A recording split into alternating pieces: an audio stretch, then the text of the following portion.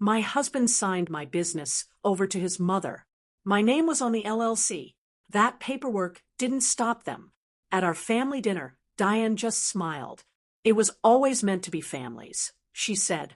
Like I wasn't family. I said nothing. I turned my ring once and looked away. On my office shelf sat a weathered envelope. Daniel never once asked what was inside it. Neither did she. They thought the transfer was finished. They thought I'd sign whatever came next quietly. But that transfer had a date printed on it, and that date could not exist. $412,000. 11 years of my early mornings, handed away in a single afternoon. I never raised my voice. I reached for that envelope instead. They forgot one thing. I kept every record. Stay with me, because what was inside that envelope changed all of it. Welcome to Betrayal Diaries, where quiet people finally tell the truth, and justice speaks softly but never misses. If stories of betrayal, family secrets, and earned justice move you, you're in the right place. Now, let me take you back to where this one began.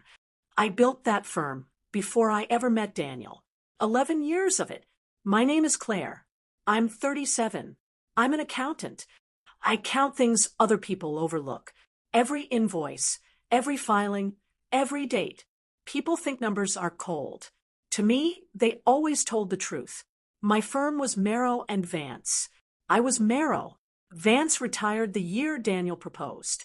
By then the firm was worth $412,000. Every dollar of it, mine. I turned my wedding ring when I was thinking, a slow half-turn, then back. Daniel said it made me look nervous. It didn't. It meant I was 3 steps ahead. The weathered envelope sat on my office shelf for years. Daniel gave it to me on our wedding night. Keep the important things here, he'd said, smiling. I never fully understood why. I just kept everything that mattered inside it. The original filings, the operating agreement, the one that named me sole managing member of the LLC. Diane was Daniel's mother. Sweet in every room she entered. She brought warm pie to the office. The whole floor smelled of cinnamon when she visited. Everyone loved Diane. That was the problem. Nobody looked past the pie. The trouble started small. A transfer form I never signed. It appeared in my inbox, already stamped. It moved most of the firm's membership interest to Diane. My name was still on the LLC. The paperwork said otherwise. I called Daniel that evening. Calm. Always calm. Daniel, why is there a transfer with my signature on it? He didn't pause. Mom's just protecting the business. Claire, you work too hard. Protecting it from whom? I asked. Silence. Then, don't make this ugly. I turned my ring once. I said I'd look at it. I hung up. Diane came by the next morning. My office was cold. The heat hadn't kicked on yet. She sat in my chair. She folded her hands like a woman doing me a favor. Sweetheart, a business needs a steady owner, she said. You've always been so tired. I poured her coffee. I said nothing sharp. I noted the date. I noted the time.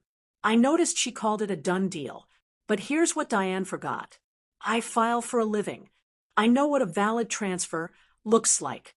And I know what an impossible one looks like, too. That transfer had a notarization on it.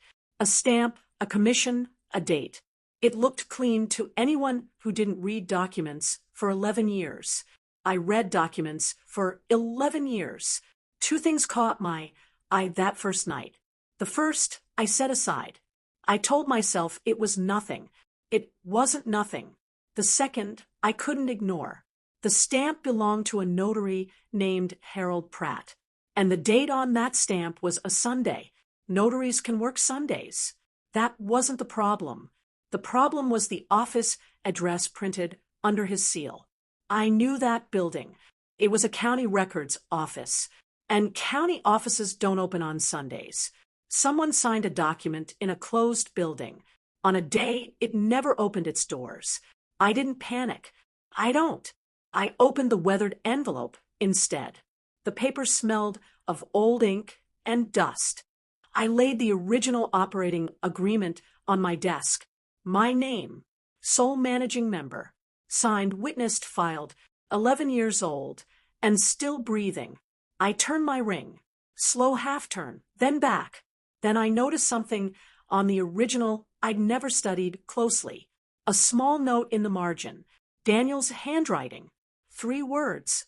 My finger went cold against the page, because if I was reading them right, Daniel hadn't decided this last week. He'd been planning it since the day he handed me that envelope. For 3 days, I said nothing. I let them believe it was over. That was the hardest part, not the anger, the waiting. Diane started telling people she'd taken over the family business. My own staff stopped meeting my eyes. 2 clients called Diane directly. One asked me gently if I was stepping back for my health. I wasn't sick. I was being erased. Politely, in front of everyone. I turned my ring and kept counting. I went back to the Sunday stamp first. The notary, Harold Pratt. I pulled his commission record. It's public. Anyone can look. Almost nobody does.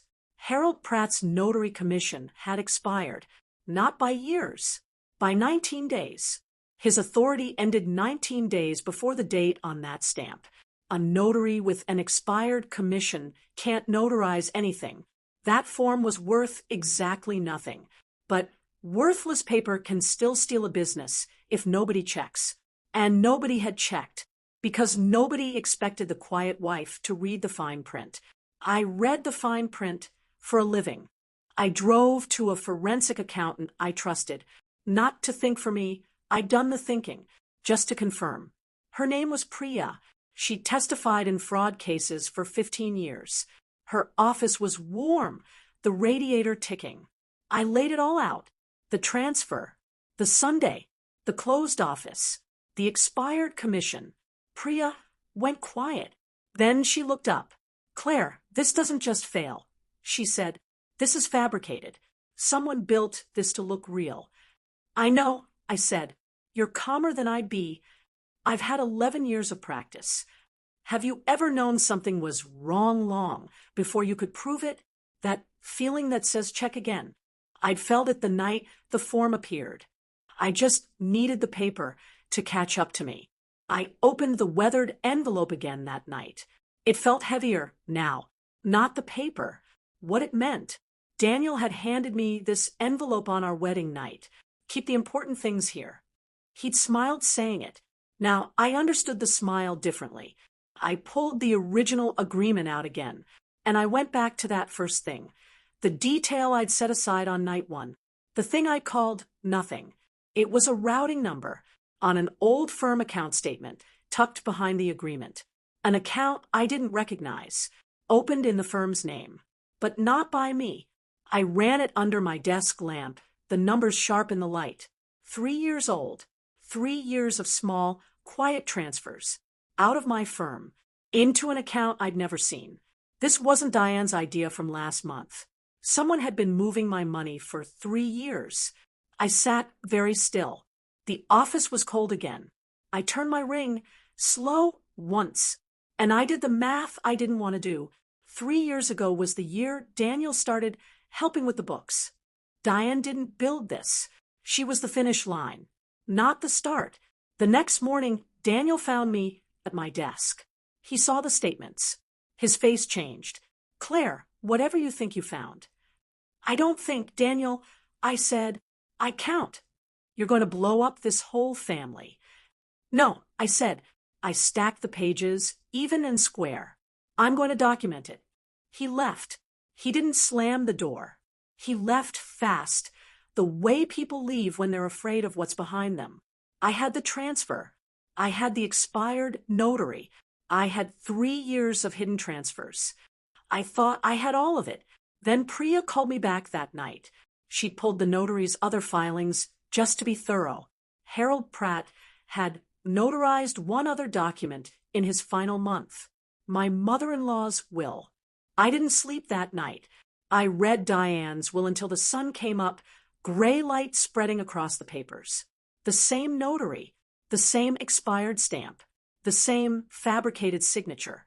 Diane's will left everything, the house, the accounts, the firm she was stealing, to Daniel, only to Daniel. If Diane died, he'd hold it all. And the transfer would make sure it was hers to give. This was never about protecting a family business. It was a machine, built to move everything I owned into Daniel's hands, one forged stamp at a time. I turned my ring. Then I stopped turning it. I didn't need to think anymore. I knew. I didn't confront them in private. Private is where quiet women get talked over.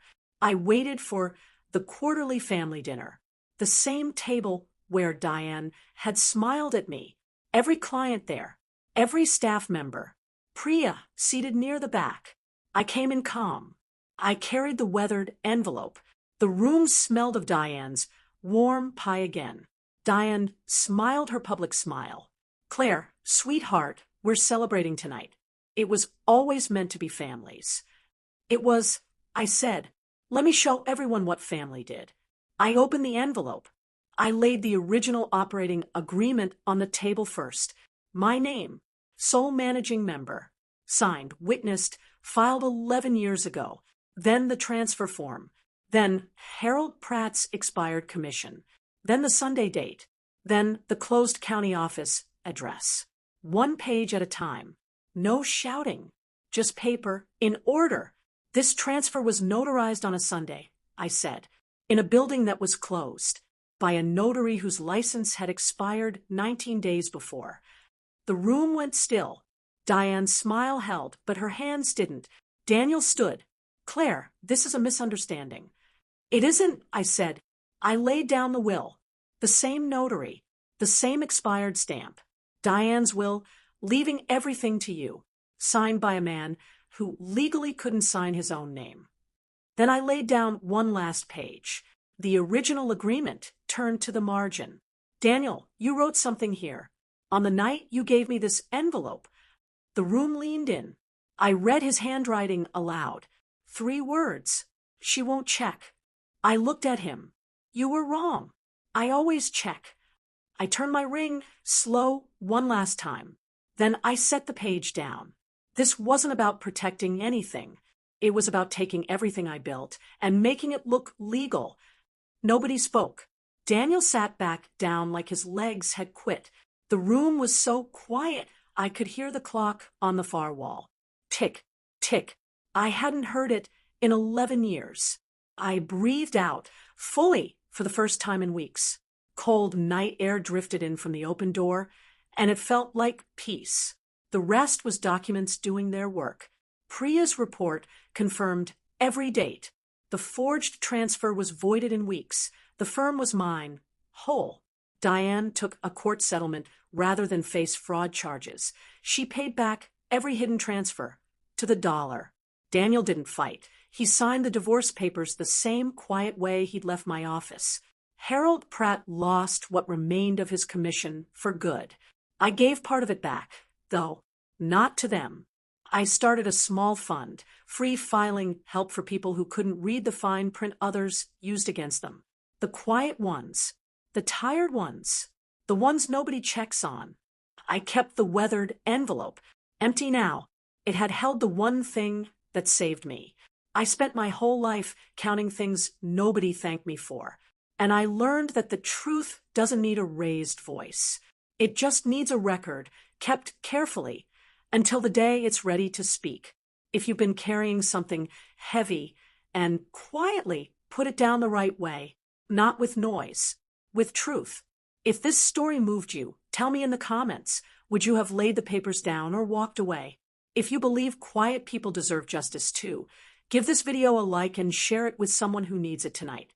Subscribe to Betrayal Diaries for a new story of betrayal and quiet justice every single day. And tap the screen now to watch another one right here. I'll see you in the next story.